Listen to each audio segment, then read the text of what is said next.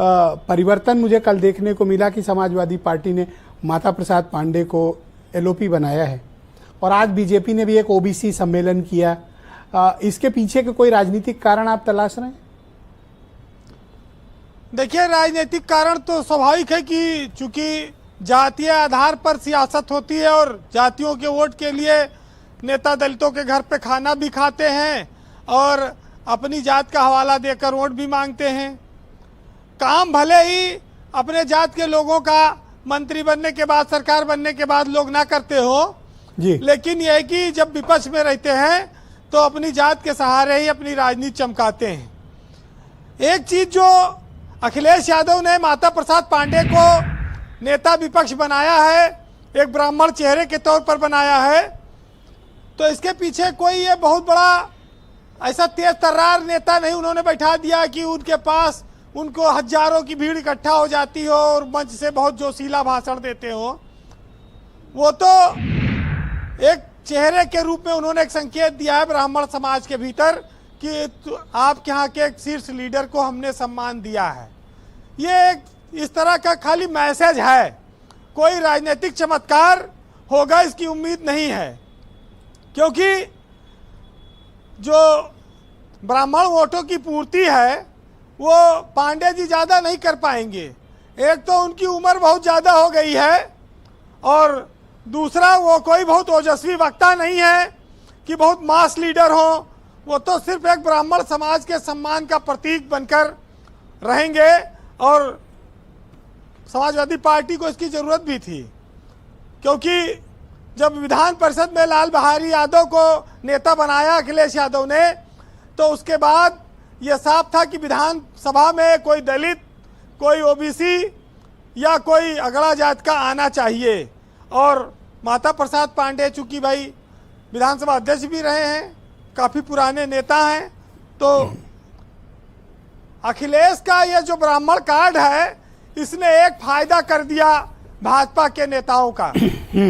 जो भाजपा में ब्राह्मण नेता हैं इससे उनकी थोड़ी पूंछ बढ़ जाएगी कि देखो भाई वहाँ पंडित नेता बना दिया गया है, पंडित भाग जाएगा अगर हमारा सम्मान। क्या सिस्टमैटिक एनालिसिस है वीरेंद्र जी का। तो इसमें भी बीजेपी के नेताओं को अवसर जी। वैसे विजय जी, ब्राह्मण नेताओं में अगर आप प्रदेश में देखें तो ब्रजेश पाठक इस समय उप मुख्यमंत्री हैं, भाजपा की ओर से वो सबसे बड़ा चेहरा है उत्तर प्रदेश में ब्राह्मणों के सियासत के लिए, और वो करते भी हैं काम।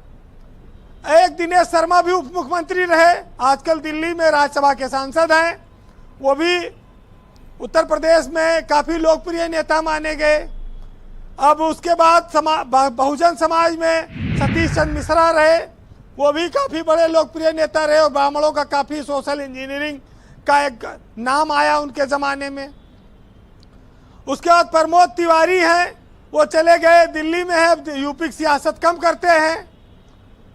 समाजवादी पार्टी में एक और नेता उभर सकते थे जो आपके साथ बैठे हुए हैं डिबेट में, अभिषेक मिश्रा। ये भी लोकप्रियता, चूंकि ये बाहर पढ़े, विदेश पढ़े, कैबिनेट मिनिस्टर रहे, अच्छी भाषा और अच्छा व्यवहार, उन्होंने अपना एक चुनाव क्षेत्र बनाया। लखनऊ से बाहर भी उनकी काफ़ी लोकप्रियता रही। लेकिन चूंकि जब विपक्ष में चली जाती है पार्टी और चुनाव में लगातार जब पार्टी बाहर रही सत्ता से, तो स्वाभाविक है कि नेताओं का आकलन ठीक से नहीं हो पाता। आज जानते हैं चूक कौन गया। अगर मनोज पांडे होते, इससे कम नहीं होती। वीरेंद्र जी, अगर आज मनोज पांडे होते सपा में तो खान साहब मुझे कह रहे थे कि शायद एलओपी वही बनते। क्यों खान साहब? हाँ, बन सकते थे। मनोज पांडे ने गए वो, तो देखिए अपने पैर पर कुल्हाड़ी मारी है। अब जो सपा से गए हैं लोग, वो भाजपा में अब कितने उत्साहित हैं और कितना विधायकों में उम्मीद बची है, अब ये तो वो जाने।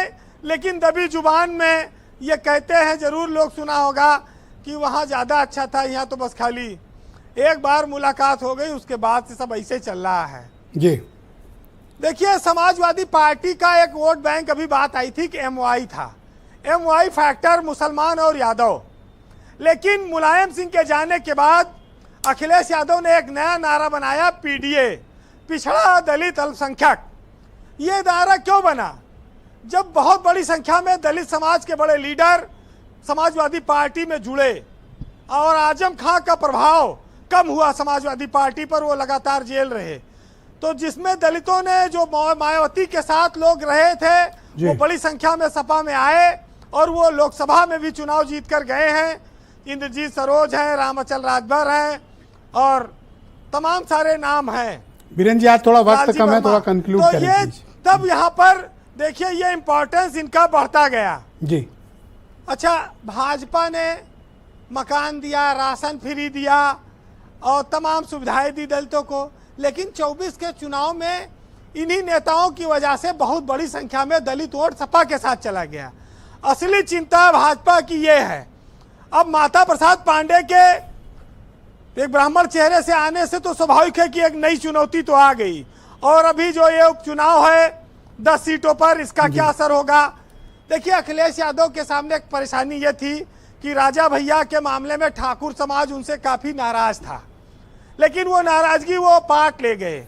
ब्राह्मण एकदम अछूता था, तो उसमें अब एक नया चेहरा उन्होंने देकर अगले समाज को भी मैसेज दिया है कि भाई हम आपके, देखिए जब मंदिर का असर नहीं कर पाए, लोकसभा के चुनाव में ऐसा संविधान का मुद्दा उठा कि मंदिर इतना बड़ा बना 500 साल बाद और वो काम नहीं कर पाया और भाजपा डाउनफॉल हो गया उत्तर प्रदेश में, तो ये तात्कालिक मुद्दों से और जातीय समीकरणों से भाजपा हारी।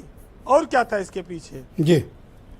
तो सुनिएगा कि जो लोग सियासत में हो या सार्वजनिक जीवन में, हम किसी जात के लिए नहीं कहते कि वो बहुत स्वाभिमानी है या हर तरह के लोग, व्यक्ति का अपना कद होता है, अपना सम्मान होता है। उस पर एक साहित्यकार ने लिखा है, उससे वो पहचाना जाता है, उससे वो मास लीडर बनता है कि मैं जुगनू हूँ, मुझे चांद न समझा जाए और हमसे सूरज का एहसान न लिया जाएगा और खुद अपने उजाले से ही मिटाना है अंधेरे को और एहसानों के बोझ तले हमसे न मरा जाएगा।